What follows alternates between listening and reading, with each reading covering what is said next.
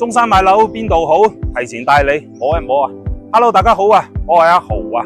咁今日咧受到發展商嘅邀請啊，過嚟呢邊同佢拍一條宣傳嘅視頻。咁喺呢條視頻上邊咧，我會着重同大家講解一下呢個屋苑嘅整體嘅一個情況。咁其實咧呢個屋苑咧，我之前亦都有拍攝過噶啦。咁呢度咧就係位於東區嘅叉橋片區。項目嘅名稱咧就係海柏公園城邦啦。咁呢度咧位於東區嘅叉橋片區啦，其實生活同出行咧都非常之便利嘅。咁隔離咧就有我哋嘅叉橋食街啦。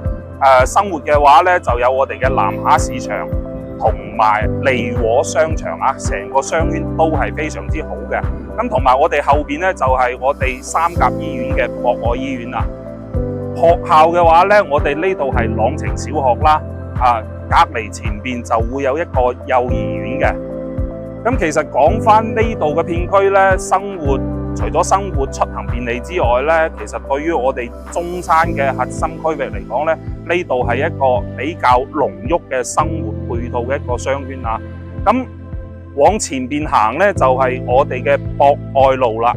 咁博愛路能夠連接上我哋嘅坦洲快線同埋中山城區嘅高速出入口。咁後邊咧，亦都有我哋一個樹木園啦，同埋金鐘湖公園嘅。咁成個項目咧，一共係15到16畝嘅一個大細。咁其實整體嘅項目雖然唔會好大，但係其實麻雀雖小啊，五臟俱全。咁而家跟住我個鏡頭入去睇一下。而家呢度咧就係小區嘅入大堂啦，我哋可以睇到成個中空咧有10米高嘅，整體係非常之大氣噶，同埋小區入戶大堂嘅呢個設計亦都係好高端嘅。咁通過咗小區入戶門咧，就可以入到我哋嘅小區花園啦。咁啱先講過咧，呢個小區整體係15到15畝嘅一個佔地啊。點解講佢麻雀雖小呢？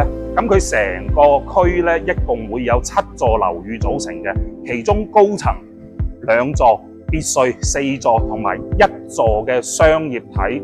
咁我哋而家講緊嘅就係佢嘅高層。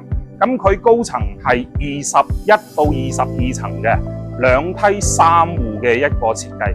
咁其實加埋起身呢，你都只有係123套單位可以賣嘅啫。咁而家呢個發展商真係好誠意啊！而家最低首期8萬蚊即可以上車啊，剩低嘅全部都可以做月供。咁入到嚟我哋呢個花園雖然細，但係佢該有嘅水景啦、園林景啦都會俾到你嘅，而且一啲生活配套嘅設施、兒童嘅遊樂區咧都會有嘅。我哋可以睇下，其實佢整體個園林設計咧都非常之舒適，好偏向於一種東南亞風嘅一種園林設計。咁我哋而家跟住我哋嘅鏡頭上去拆解下而家嘅戶型係點樣嘅。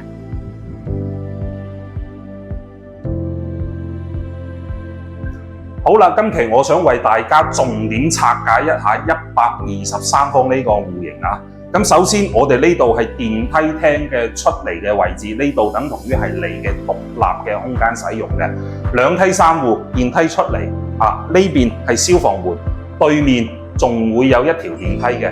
咁呢個位置咧，亦都會有一個窗啦。咁呢個窗就通風透氣，亦都係 OK 嘅。咁呢面牆身咧，如果平時有中意 DIY 嘅朋友咧，可以就呢度做啲掛件啊，再做個 DIY 設計都冇問題。唔中意 DIY 嘅冇問題，你可以去做一排儲納櫃同埋鞋櫃，亦都係 OK 嘅。咁入到嚟咧，呢個位置就係一個全面積贈送嘅結構連板位置啦，大概10個平方。再過翻嚟呢度就整體係客廳嘅位啦。而家呢個客廳開間係比較闊嘅，我伸長手，整體5米嘅一個闊度。咁客廳同餐廳加埋起身呢，咁就成個客廳加埋起身係非常之闊落。咁同埋呢，而家可以睇到我哋嘅樓高。而家入到嚟，係咪覺得我2米嘅高度睇到呢個樓面係一啲壓抑感都冇嘅？可能有細心嘅朋友會睇到我哋呢度嘅標示3米15。呢度係3.15米嘅層高啊。咁再過返嚟我哋嘅廚房嗱，鍾意廚房大嘅朋友就有口福啦。你睇下呢個 U 型廚房啊，喺呢度同時1、2、3、4、5、6個人一齊喺度煮飯仔，都係非常之享受嘅一個空間啊！咁點解我要過嚟拍呢個交樓標準呢？因為我想俾各位朋友一個更加之接近我哋實體交付嘅標準。因為呢，佢呢個樓盤呢，有毛坯可揀，有交付有精裝可揀嘅。咁我相信好多朋友仔都冇咩時間去跟裝修啦，所以我就想將呢個交樓標準就今日一步步嚟拆解。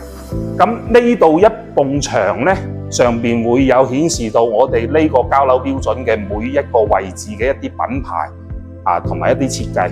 嗱，好似洗手盆呢，我哋係用緊嗰個科勒嘅品牌；廚房3件套係美的嘅大品牌；進水管即係水喉呢，都係用大品牌聯塑嘅。